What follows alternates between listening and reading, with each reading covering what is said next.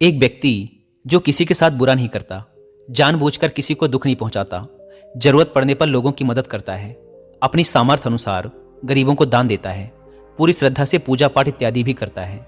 लेकिन जब ऐसे व्यक्ति के साथ कोई अनहोनी, बड़ी दुर्घटना, अन्याय या कुछ गलत होता है तो लोगों के मन में सिर्फ एक ही प्रश्न उठता है कि अच्छे लोगों के साथ ही बुरा क्यों होता है। तो आज हम इस प्रश्न का उत्तर जानने की कोशिश करेंगे गौतम बुद्ध के जीवन से जुड़ी एक कहानी के माध्यम से।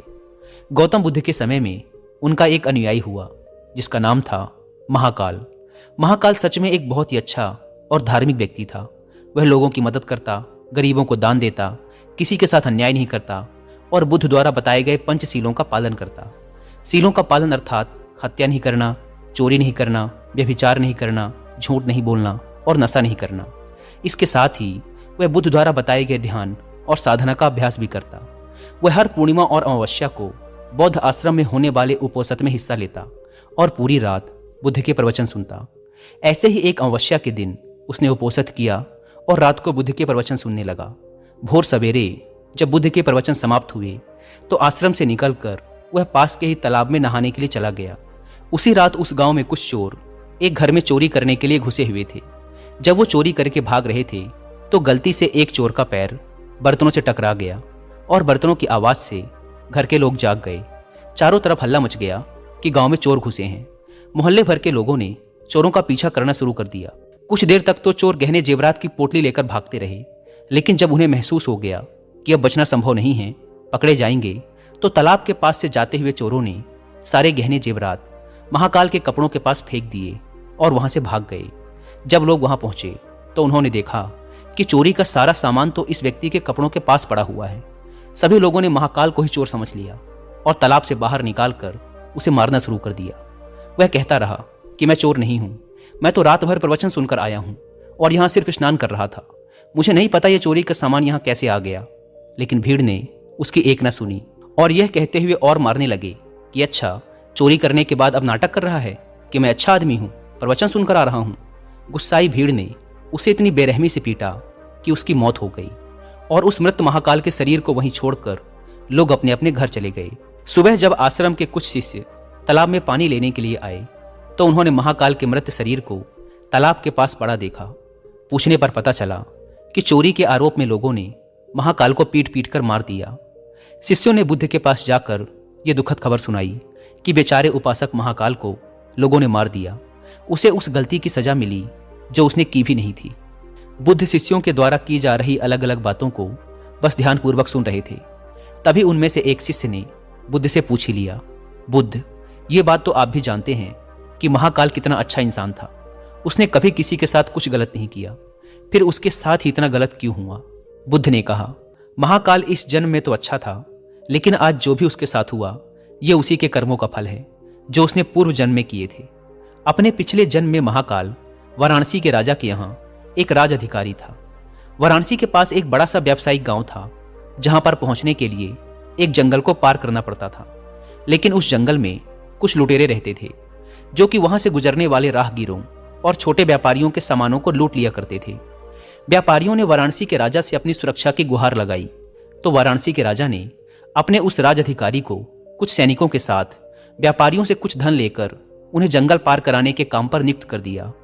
राज अधिकारी महाकाल भी अपने काम को पूरी ईमानदारी से कर रहा था। वह लोगों से कुछ धन लेता और अपने सैनिक भेजकर उन्हें सुरक्षित जंगल पार करवा देता। एक शाम पति पत्नी का एक जोड़ा अपनी छोटी सी बैलगाड़ी में बैठकर राज अधिकारी के पास आता है और धन के बदले उन्हें सुरक्षित जंगल पार करवाने के लिए कहता है। लेकिन राज अधिकारी ये कहते हुए उन्हें मना कर देता है कि अभी जल्द ही रात होने वाली है, इसीलिए वो उनकी और अपने सैनिकों की जान खतरे में नहीं डाल सकता। उन्हें जंगल पार करने के लिए सुबह तक का इंतजार करना पड़ेगा। वो पति पत्नी बहुत आग्रह करते रहे कि अभी रात होने में बहुत समय है, वो उन्हें जंगल पार करा दे, लेकिन राज अधिकारी नहीं मानता और उन्हें सलाह देता है कि वो रात भर यहीं रुके। उनके रहने और खाने की व्यवस्था वो खुद करवाएगा। पति पत्नी को मजबूरन उस राज अधिकारी की बात माननी पड़ती है। असल में उस राहगीर की पत्नी बहुत सुंदर थी, जिसे देखकर राज अधिकारी उस पर मोहित हो गया था। उस पर काम वासना हावी हो जाती है और जब व्यक्ति पर काम वासना हावी हो जाती है तो उसे सही गलत कुछ समझ नहीं आता। वह आसक्ति की आग में जलकर अंधा हो जाता है और यही उस राज अधिकारी के साथ भी हुआ। उसने उन दोनों पति पत्नी के रहने और खाने की व्यवस्था तो कर दी, लेकिन साथ ही वह उसकी पत्नी को पाने की तरकीबें सोचने लगा। उसे एक तरीका सूझा। उसके पास एक बड़ा सा हीरा था।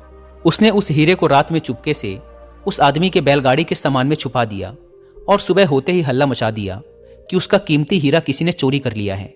उसने अपने सैनिकों को आदेश दिया कि हर एक व्यक्ति की सामान की तलाशी लेने के बाद ही उसे आगे जाने दिया जाए। सैनिकों ने तलाशी ली तो योजना के अनुसार हीरा उस पति पत्नी की बैलगाड़ी के सामान में छुपा मिला। राज अधिकारी उस व्यक्ति को सभी के सामने यह कहते हुए पीटने लगा कि मैंने तेरे रहने और खाने की व्यवस्था की और तूने मेरे ही साथ गद्दारी की। उसके साथ उसके सैनिक भी उस आदमी को पीटने लगे और पीटते पीटते उस व्यक्ति की वही मौत हो गई। बाद में राज अधिकारी ने अपने रुतबे और दौलत के दम पर उस स्त्री को अपनी पत्नी बना लिया, क्योंकि पिछले जन्म में महाकाल ने सिर्फ उस स्त्री को प्राप्त करने के लिए उसके पति पर झूठा आरोप लगाकर बेवजह उसकी निर्मम हत्या कर दी थी। इसीलिए पिछले जन्म में ही उसकी मृत्यु के पश्चात उसे नर्क प्राप्त होता है और नर्क में बहुत दुख भोगने के बाद उसे यह इंसानी जीवन मिलता है।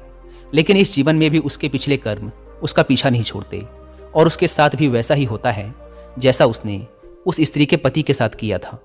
महाकाल को उस चोरी की सजा मिलती है जो उसने की भी नहीं थी।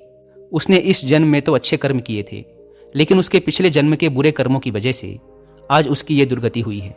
बुद्ध ने आगे कहा, तो भिक्षुओं, अगर इस जन्म में किसी अच्छे व्यक्ति के साथ बुरा होता है तो यह उसके पुराने जन्मों के पाप ही होते हैं, जिनका फल उसे इस जन्म में भुगतना पड़ रहा है। इसीलिए मैं तुमसे कहता हूं कि अपने आज के कर्मों को सुधारो, ताकि तुम्हारे आने वाले जन्म भी सुधर जाएं।